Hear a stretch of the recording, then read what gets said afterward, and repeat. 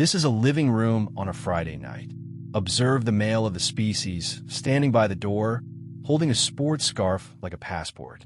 In 40 minutes, his team plays the most important game of the season, which is what he calls every game. And there, on the couch, is his partner. She is holding a mug of tea in a very specific stillness. He asks the question, "Can I go to the game with the guys?" And she answers with the two most dangerous words in any relationship. "It's fine." Now, watch him closely. He hears the words. He inspects them for visible damage. He finds none. "It's fine," he repeats, nodding like a customs officer approving a form. "Great. Love you." The door closes. Scarf and man, gone into the night. Scientists have studied this exact moment for decades. Entire careers have ended trying to explain it. What did he just walk past? To answer that, we have to go inside two heads tonight. His first, because his is faster. Then hers, because hers is a library. Buckle up. Nobody in this story is lying. And yet almost nothing that was said out loud is true. Welcome back to his internal head office. Regular viewers will remember this place from the episode where he explained his feelings. One desk, one intern, one filing cabinet labeled words people said. The intern receives tonight's delivery. A small envelope stamped incoming, containing the phrase, "It's fine." The intern is thrilled. This is his favorite kind of message. 2 words. No attachments. He opens the manual. Chapter 1. Words mean what they say. He takes out the big rubber stamp, the one he loves, and brings it down with a satisfying thunk.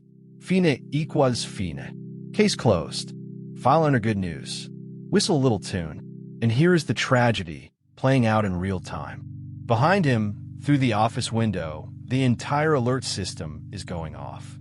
Red lights, spinning sirens, a printout scrolling onto the floor that reads, "Tone does not match text," in capital letters. The intern notices the flashing. He assumes it is a party. He is a good employee. He did exactly what he was trained to do. The problem is that nobody ever trained him for a language where the words are the packaging, not the message. To understand what she actually said, science offers us this instrument. The phinometer, 12 levels, calibrated over centuries of Friday nights. Level 1, actually fine, rare, confirmed sightings exist, but are disputed.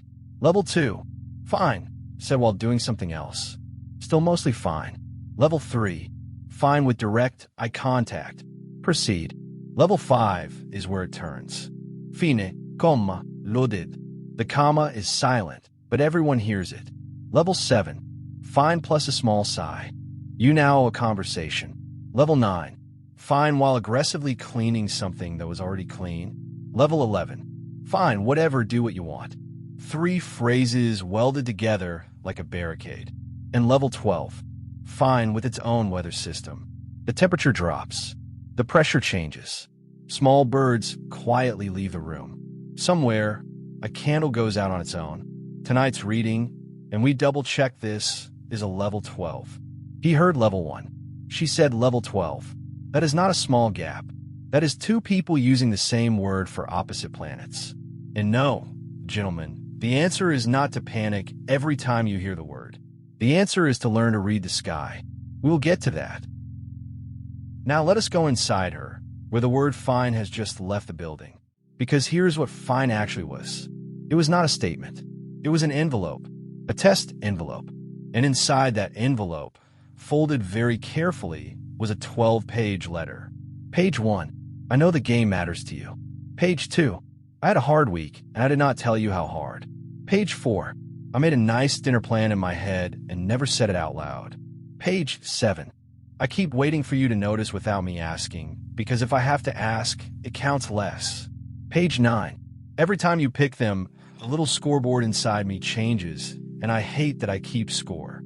Page 11, I'm scared that I'm not the thing you would choose. And page 12, the sentence the whole letter was built to protect. I wanted you to choose me tonight. That was the message. 12 pages, sealed inside 2 little words, handed to a man with a rubber stamp. The test was simple. If he loves me, he will open the envelope. but he did not even know it was an envelope. He thought it was a receipt. Before anyone files a complaint against her, watch this. She is not manipulative. She is trained. Somewhere years ago, there was a small girl with her hand raised. And every time that hand went up, needing something, wanting something, asking to be picked, someone said, "Not now. You're too much. Don't be difficult." So the girl learned a clever, sad trick. If asking directly gets you shamed, stop asking directly. Hide the ask inside something small and deniable. Then if it gets rejected, you can shrug and say, "It was nothing, I told you it was fine." The test protects her from the no. That is not a character flaw. That is armor, built by a child, still worn by an adult. And him? He is not careless. Nobody ever handed him the dictionary. He grew up where words were flat and feelings were whether you waited out. He is not refusing to read her letters. He genuinely does not know the envelopes exist. Two decent people, two missing manuals. This is how a Cold War starts in a warm living room. Nobody signed the declaration. Both of them are already losing. Halftime, and something in him itches. He cannot name it. The intern checks the file again. Fine equals fine. But the printout from earlier is still lying on the floor, and for the first time in recorded history, the intern picks it up. Tone does not match text. "Huh," says the intern. And this, dear viewers, is where our story leaves the average and goes somewhere braver. He texts the guys. Something came up. He walks out before the game ends, which in his culture is roughly a kidney donation, and he comes home carrying a pizza. She opens the door and does the hardest thing in this entire episode. Harder than leaving the game. She retires the test. She says the real sentence, out loud, with her voice shaking a little.